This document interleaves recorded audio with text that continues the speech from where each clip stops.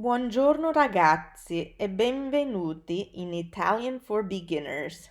I have another special lesson for you today where I'll cover the present perfect continuous tense, which we use in English a lot and means have been doing. Ieri sera ho parlato con un amico italiano che sta imparando l'inglese. Voleva sapere come si usa un tempo particolare dell'inglese, il presente perfetto progressivo, cioè to have been doing something.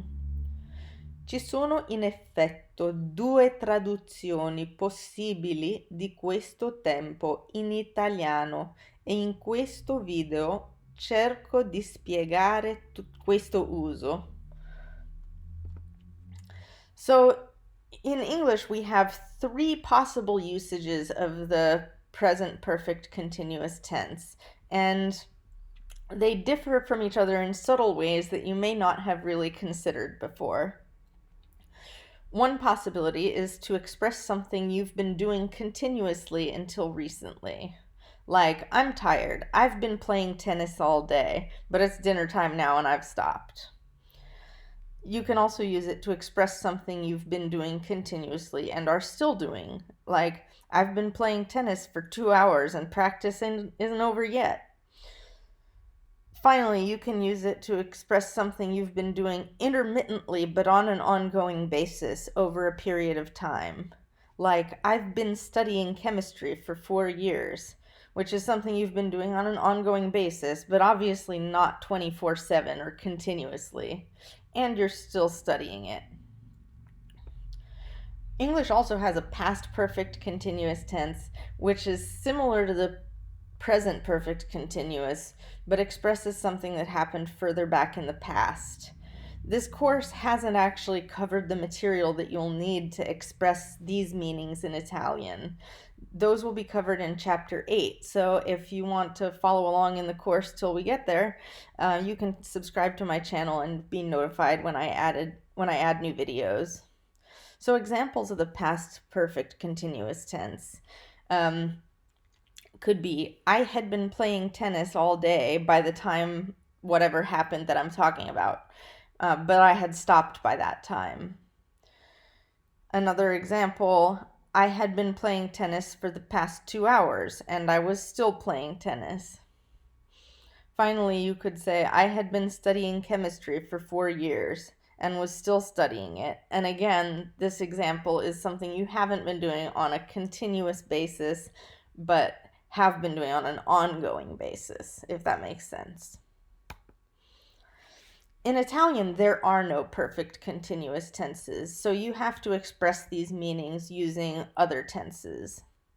There are two possibilities, the presente and the passato prossimo, and which you choose will depend on which of those three distinct meanings of the present perfect continuous tense you mean, and in that particular case.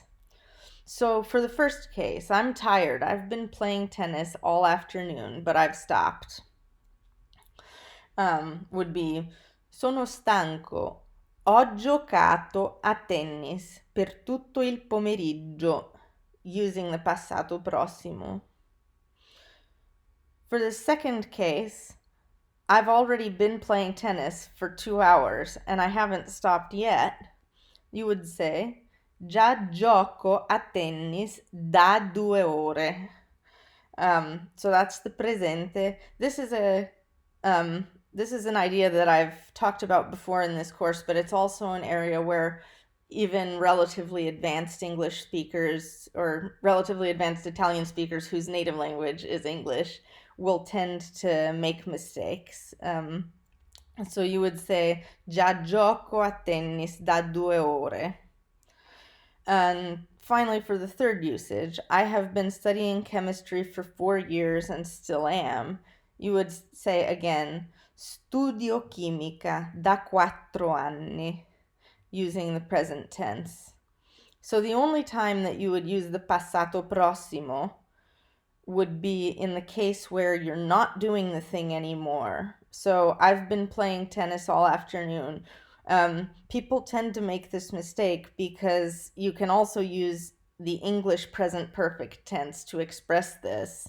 And that looks like the passato prossimo but isn't. So, in other words, you could say, I've played tennis all afternoon. That's not the same as ho giocato a tennis per tutto il pomeriggio. Ho giocato necessarily means that you are not doing it anymore. And that's about it for this special lesson. The next lesson is just going to be a review of the parole da ricordare for chapter 5. So tune in and we'll go over all those vocabulary words and any special usage that comes from them. So thanks for watching Italian for Beginners. If you'd like to be notified when I add additional videos to this course, please subscribe to my channel. As usual, feel free to ask any questions in the comments, and I also welcome corrections from native Italian speakers who notice I've said something wrong. So thanks again for watching, and I will see you in the next video.